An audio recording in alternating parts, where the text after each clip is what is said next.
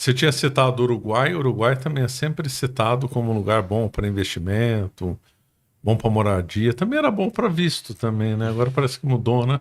Eu gostaria que você falasse do Uruguai. Teve até uns casos famosos, eu acho que o Nubank e o do Mercado Livre, né, levaram o Isso, patrimônio para lá. os dois fundadores, né, o Galperinho, o Davi Vélez, foram pro Uruguai, porque também é um país que isenta rendimentos estrangeiros, né? Então, no caso deles, que tinham ganhos de capitais muito grandes para realizar, consegue ter essa realização completamente isenta. O Uruguai, ele... O aniversário do Caravelas Kids começou. Nós estamos com uma oferta imperdível, e não perca: 40% de desconto nos livros e 50% de desconto nos combos, né? Então não perca a oportunidade, hein? Para residência, também é muito fácil, muito interessante, né? É como membro do Mercosul, o brasileiro pode inclusive pegar permanente direto, salta a etapa da temporária, então nesse sentido é muito interessante. Na parte fiscal eles deram uma piorada recentemente, tá? Então, bem antes, toda a renda estrangeira era isenta, aí eles começaram a tributar a renda estrangeira de dividendos e juros, e agora aumentaram também para aluguéis, para ganhos de capitais, enfim, que agora é tudo tributado a 12%. Porém, quem se muda para lá, como imigrante novo, tem acesso a um tax holiday, digamos, um benefício fiscal por 11 anos, que aí essa quantia é isenta. Ou seja, você não vai ter isenção por vida, você vai ter isenção pelos primeiros 11 anos, que para a maioria das pessoas é ok, porque não sabe nem se vai estar no Uruguai daqui a 11 anos, quando se muda para o Uruguai, né? Quem sabe se o Brasil melhorou até lá, alguma coisa assim. Então, o Uruguai tem esse tax holiday. Para acessar, você tem que realmente virar residente fiscal lá, então tem que morar 6 meses do ano lá, pelo menos, ou você faz um investimento de 2 milhões de dólares em imóveis, ou você faz uma contribuição lá anual de pelo menos 100 mil dólares num fundo de pesquisa uruguaio. Então tem algumas rotas, mas é mais... É um pouco mais de trabalho custoso essa parte de setup fiscal no Uruguai em relação ao Paraguai. E o custo de vida lá também é mais alto. Que para um dono do Mercado Livre não importa, né? Porque ele tá ali, tem a balsa dele para Buenos Aires, né? De lá ele pode pegar uma balsa de 40 minutos Toma de um bom Colônia para Buenos vinho, Aires. come uma boa carne. Exato, passa uns meses em Buenos Aires, passa uns meses em São Paulo, passa um tempo ali no Uruguai. É um estilo de vida também, né? Um pouco mais europeu, o estilo de vida de Montevidéu. Você tem aquela arquitetura um pouco mais... um pouco mais estilo Buenos Aires, inspirado por Paris. Só também tem um contraste um pouco no lado social, né? Vale mencionar. Muito velho, muito fechado. Né? É um país... É o país mais velho aqui da nossa região, enquanto o Paraguai é o mais novo. Então, para a parte, por exemplo, de contratação, de mão de obra, né? E enquanto o Paraguai é o país mais católico, se eu não me engano, não só da América do Sul, mas das Américas inteiras, o Uruguai é o mais ateu.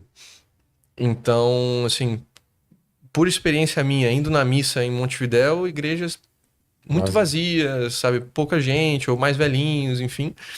Enquanto no Paraguai, sabe, enche bem mais as missas lá. E quando o Uruguai teve essa virada, que pelo governo do Mujica, né? O Uruguai era bem conhecido como país de esquerda. Foi Mujica? Qual que é o nome? Mujica era de esquerda. Foi de esquerda, exato. Era que andava no Fusca. Pegava ônibus. Ele mesmo. Ele que legalizou a maconha lá.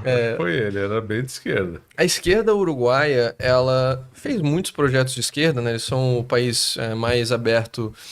Acho que, se não me engano, foi o primeiro país da região a legalizar o aborto, a legalizar casamento gay, a legalizar maconha recreativa. Então, eles foram os primeiros a passar muitas dessas pautas do lado social, mas eles não tocaram a parte fiscal do estrangeiro nem das grandes empresas, né? Então ali tem sede de muitas empresas nas zonas francas deles, que são isentas de impostos, né?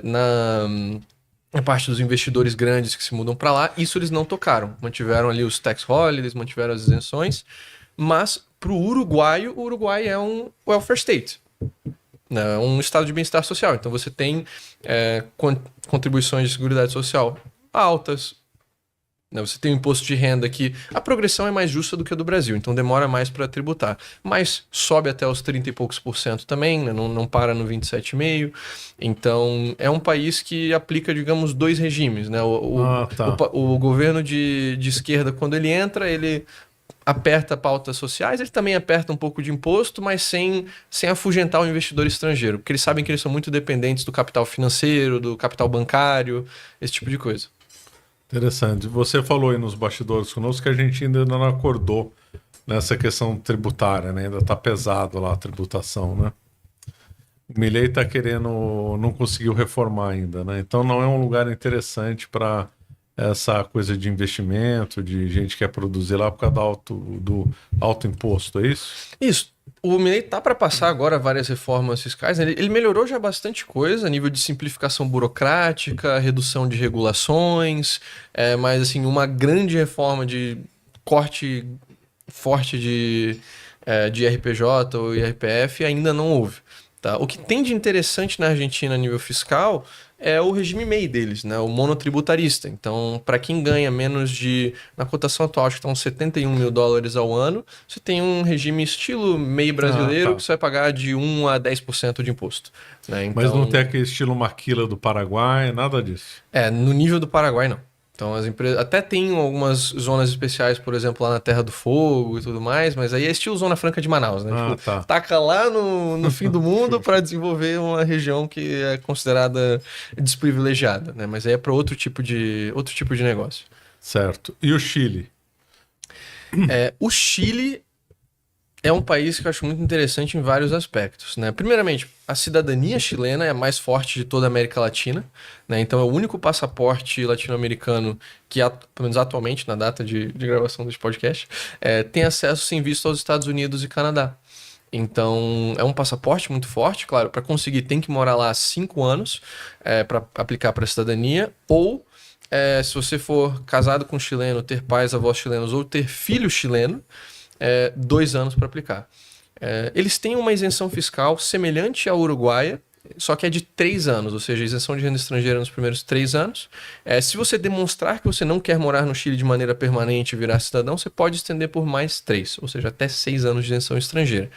Mas mesmo a renda local não tributa tanto. Então, assim, o regime simples nacional deles paga 12,5% de imposto sobre o lucro da empresa, abatendo despesa, e vai até 2,7 milhões de dólares assim, de faturamento. Então, para a maioria das pequenas, médias empresas e profissionais autônomos, vai conseguir um regime bem interessante. E o que a empresa paga de imposto, acredita do imposto da pessoa física também.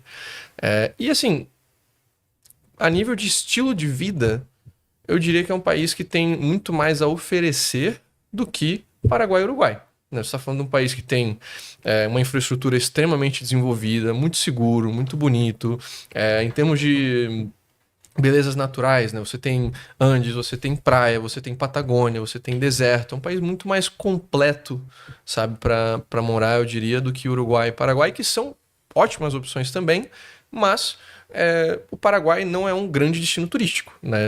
Geralmente a pessoa não vai para o Paraguai para fazer turismo, para aventura, exatamente. É um país mais pacato para morar, né? Então, o Chile eu acho muito interessante nesse aspecto também. Entrou um governo agora conservador de direita, né, do CAST, e ele já está fazendo algumas reformas no âmbito migratório, no âmbito de segurança. Então, a parte fiscal também, ele acabou de remover um imposto que tinha na parte de desenvolvimento de imóveis novos. Então, eu vejo que o Chile vai ter uma boa melhora agora nos próximos anos. Nômades digitais vão morar no Chile ou não? É muito caro? Não. Caro, eu digo, pelo custo de vida. O custo de vida, né, acaba não atraindo tantos nômades. É longe. Esse é um fator relevante, né? Onde que as pessoas vão depende muito da geografia. A República Dominicana tem mais turistas do que o Brasil inteiro. Nossa. Porque tá do lado dos Estados Unidos e Canadá. Então, tem esse aspecto também. E é um país que ele não é tanto de plano... Assim, não é um país interessante para nômades na parte documental. Você nunca vai virar residente permanente chileno se você não mora lá de verdade. Você pode até tirar a temporária, mas eles nunca vão te dar a permanente se você não mora lá, tipo, 10 meses ao ano, 8 meses ao ano, que você tem um comprometimento com o país. Então, acaba sendo uma audiência diferente, né, dos diferentes países. Certo, porque para esses americanos, canadenses que querem fugir do custo alto, eles também veem a proximidade que a gente estava falando. Por isso que muitos vão morar no México, República Dominicana, Panamá e tal, né? Exatamente. Você falou um dado que eu achei surpreendente. Quantos que moram no México lá? Se não me engano, tem mais de 1 milhão de americanos morando no México. Surpreendente. O próximo Não. presidente do México vai construir um muro, doutor. O tipo de imigrante é diferente, né? O cara tá ganhando em dólar, tá vivendo lá no bairro nobre da cidade do México. É um perfil Não o diferente. coiote. Exato. Você acaba de assistir um corte do Caravelas Podcast. Na tela está aparecendo o episódio completo e outro corte. Muito obrigado pela atenção.